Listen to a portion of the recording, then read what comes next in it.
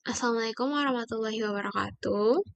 Saya Ratu Nadia Sofia Martia dengan NIM C1C025097 dari akuntansi R11. Nah, sekarang saya akan menjelaskan tentang pengertian hukum pajak, alasan pemerintah memungut pajak, teori pemungutan pajak, dan asas pemungutan pajak. Nah, kita mulai dari pengertian pajak. Nah, dari pengertian hukum pajak. Nah, hukum pajak adalah kumpulan peraturan tertulis yang mengatur hubungan antara pemerintah sebagai pemungut dan rakyat sebagai wajib pajak terkait hak dan kewajiban dalam pemenuhan beban pajak.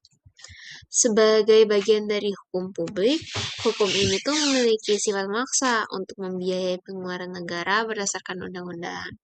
Nah, hukum pajak sendiri tuh ada dua, yaitu hukum pajak material dan hukum pajak formal.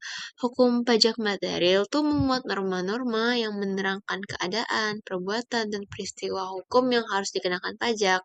Siapa saja yang harus dikenakan pajak dan berapa besar pajaknya. Sedangkan hukum pajak formal sendiri membuat peraturan-peraturan mengenai cara-cara untuk mewujudkan hukum material menjadi kenyataan, termasuk prosedur penetapan dan penagihan utang pajak. Lalu ada alasan kenapa pemerintah memungut pajak. Nah, pemerintah tuh memungut pajak terutama sebagai sumber pendapatan utama negara untuk membiayai pengeluaran publik, pembangunan infrastruktur, pendidikan, kesehatan, serta pelayanan umum, dan meningkatkan kesejahteraan masyarakat. Nah, fungsi pertama dan yang paling utama ya, itu tentunya sebagai fungsi anggaran atau budget fair. Nah, karena pajak sendiri itu berfungsi sebagai salah satu dana bagi pemerintah ya, untuk membiayai pengeluaran negara. Nah, pajak sendiri tuh mengumpulkan dana dari masyarakat ke kas negara untuk membiayai pengeluaran rutin seperti yang saya sudah sebutkan tadi. Lalu ada fungsi kedua tuh ada untuk mengatur atau regulasi. Nah, melalui fungsi ini tuh pemerintah menggunakan pajak sebagai alat untuk mengatur dan melaksanakan kebijakan pemerintah dalam bidang sosial dan ekonomi serta mencapai tujuan di luar bidang keuangan. Contoh penerapan fungsi ini tuh adalah pengenaan pajak yang tinggi terhadap minuman keras untuk menekan konsumsinya demi kesehatan masyarakat. Atau juga bisa dengan pemberian intensif pajak berupa tax holiday bagi investor asing untuk mendorong investasi dan penciptaan lapangan kerja di dalam negeri. Nah, dengan demikian, pajak tidak hanya sebagai alat pengumpul uang, tapi juga instrumen rekayasa sosial dan ekonomi.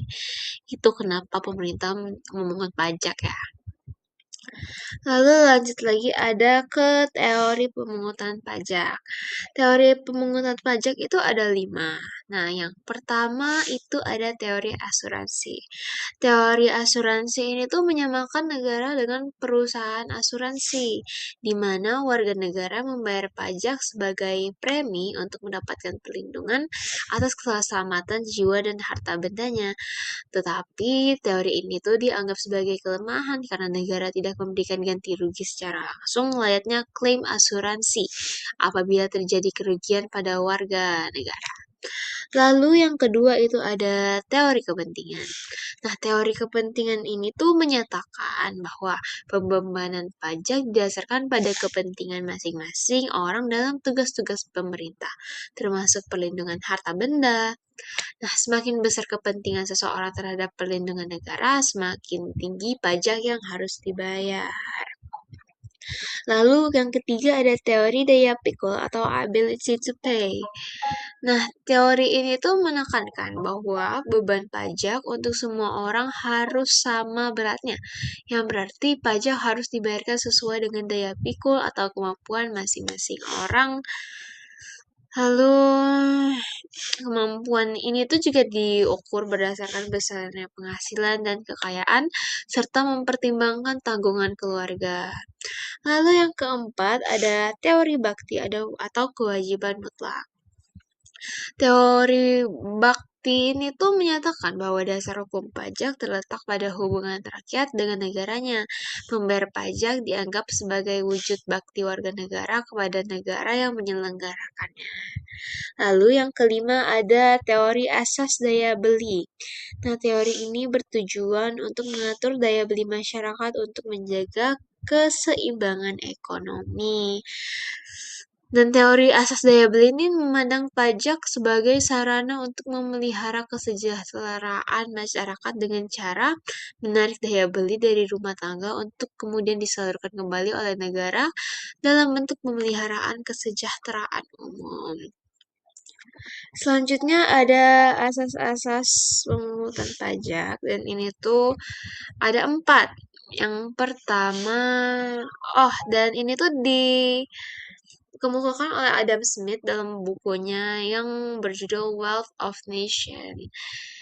Dan 4 asas ini tuh dikenal dengan the four maxims, alright?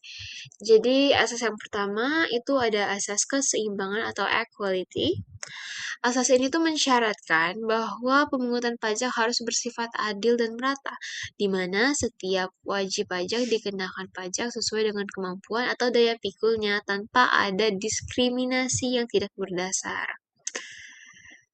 Lalu ada asas kedua yaitu asas kepastian hukum atau certainty. Nah, segala ketentuan mengenai wajib pajak harus diatur secara jelas dalam undang-undang sehingga wajib pajak mengetahui secara pasti subjek, objek, tarif, dan tata cara pembayarannya. Tentunya hal ini untuk mencegah kesewenang-wenangan fiskus ya. Dan yang ketiga itu ada asas conventions of payment.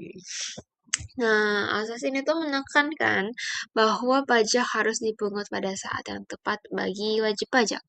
Misalnya saat menerima penghasilan atau bisa dibilang asas pay as you earn.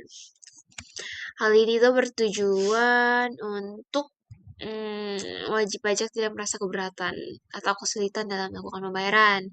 Dan yang terakhir ada asas keempat, asas efisiensi atau ekonomi yang menghendaki agar biaya pemungutan pajak ditekan seminimal mungkin. Biaya yang dikeluarkan pemerintah untuk memungut pajak tidak boleh lebih besar dari penerimaan pajak itu sendiri. Oke, baik, itu saja penjelasan saya tentang pengertian hukum pajak, alasan pemerintah memungut pajak, teori pemungutan pajak, dan asas pemungutan pajak. Sekian dari saya. Wassalamualaikum warahmatullahi wabarakatuh. Terima kasih.